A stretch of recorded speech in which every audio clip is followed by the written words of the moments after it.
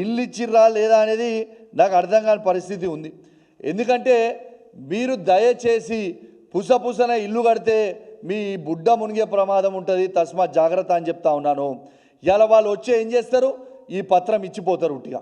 ఈ పత్రంలా ఎవరి సంతకం ఉండదు, కేవలం నామమాత్ర పత్రం ఇచ్చిపోయి నీకు ఇల్లు శాంక్షన్ అయిపోయింది అంటున్నారు.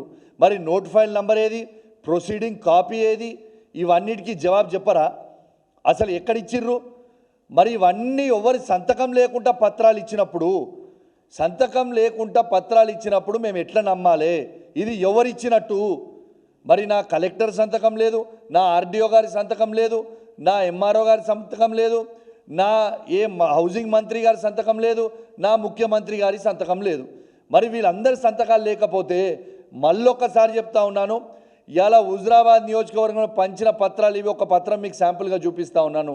దీని మీద ముఖ్యమంత్రి రేవంత్ రెడ్డి గారి సంతకం లేదు, దీని మీద ఉప ముఖ్యమంత్రి బట్టి విక్రమార్క గారి సంతకం లేదు, దీని మీద హౌసింగ్ మినిస్టర్ అయిన పొంగులేటి శ్రీనివాస్ రెడ్డి గారి సంతకం లేదు, జిల్లా కలెక్టర్ గారి సంతకం లేదు, ఆర్డీఓ గారి సంతకం లేదు, ఎంఆర్ఓ గారి సంతకం లేదు.